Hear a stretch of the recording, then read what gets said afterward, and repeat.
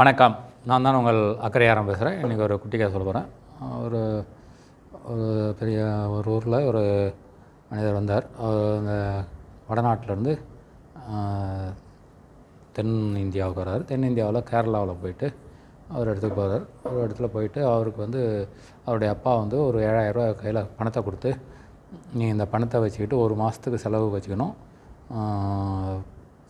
அந்த காசுக்குள்ளே அதுக்கு விட அதிகமாக கொஞ்சம் கூட செலவு பண்ணக்கூடாது. தங்கிறது, சாப்பிட்றது எல்லாமே அதுதான் பண்ணிக்கணுன்ட்டு ஒரு 7,000 ரூபா கொடுத்து அனுப்புகிறாரு.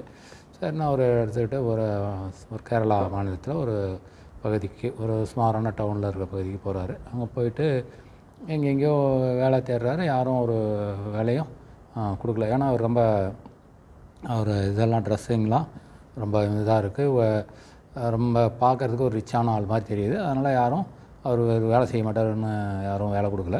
சரி, அப்படியே இருந்தோன்னா அவர் ட்ரெஸ்ஸு எல்லாம் மாற்றிக்கிட்டு ஒரு ஹோட்டலுக்கு போனார். ஹோட்டலில் போயிட்டு சர்வர் வேலை செய்கிறேன் அப்படின்ட்டு கேட்டார். அவங்களும் சரி சர்வர் வேலை தானே செய்யுங்கன்ட்டு கொடுத்தாங்க.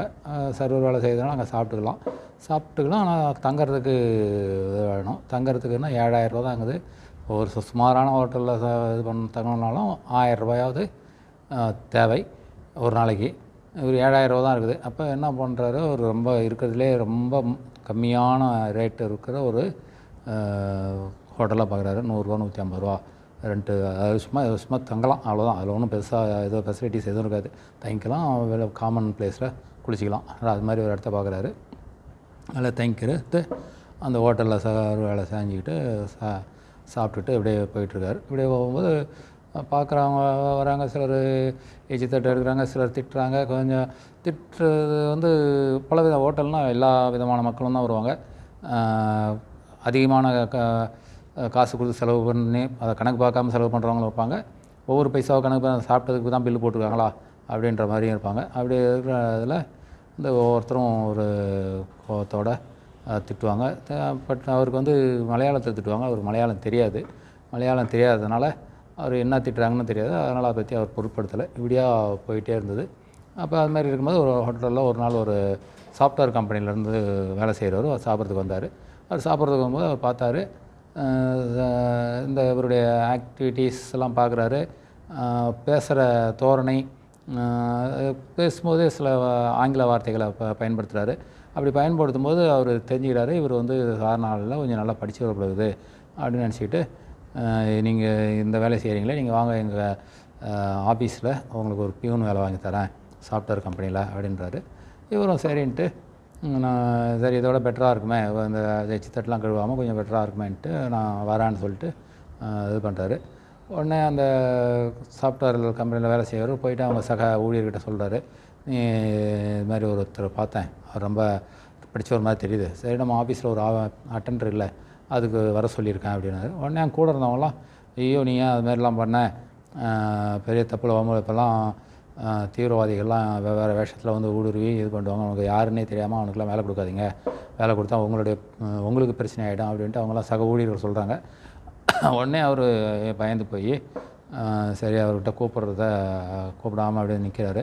2 பேரும் முதல்ல ஃபோன் நம்பர்லாம் பரிமாறிக்கிட்டாங்க. அதனால் அவர் எதுவும் தொடர்பு கொள்ளல. ஏன்னா அந்த ஹோட்டலில் வேலை செஞ்ச சர்வர் அவர் தொடர்பு கொண்டு கேட்டுகிட்டே இருக்கார். அவர் ஃபோனையும் எடுக்கலை. அப்படியே போயிட்டே இருக்குது. நாள் ஆகிடுது.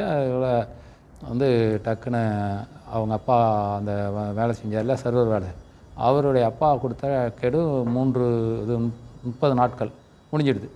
உடனே அங்கேருந்து ஒரு பெரிய காரில் வராங்க.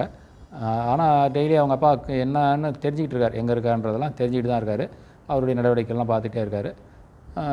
அப்புறம் வராங்க, காரில் அழைச்சிட்டு போகிறாங்க வீட்டுக்கு போயிட்டு இது பண்ணாங்க. அப்படி ஆக்சுவலாக அவர் ஒரு பலாயிரம் கோடி சொத்துக்கு வைர வியாபாரியினுடைய மகன் தான் அந்த சர்வராக வேலை செஞ்சவர். ஸோ சர்வராக வேலை செய்யறதுக்கு ஏன் அவங்க அப்பா விட்டார்னா, அவருடைய வாழ்க்கைனா என்னன்னா அவர் தெரிஞ்சுக்கணும். இப்போ பணம் நான் மட்டும் சும்மா பலாயிரம் கோடி ரூபாய் சொத்துக்களை அப்படியே விட்டா அவர் எப்படி செலவு பண்ணுறது, என்ன பண்ணுறது, நிர்வகிக்கிறதுன்னு தெரியாமல், அந்த மணியை எப்படி வளர்க்குறதுன்னு தெரியாமல் சாதாரணமாக ஜாலியாக செலவு பண்ணி அழிச்சிடுவாருன்றதுனால தான் அந்த அப்பா அவரை கொண்டு போய் அதில் விட்டார்.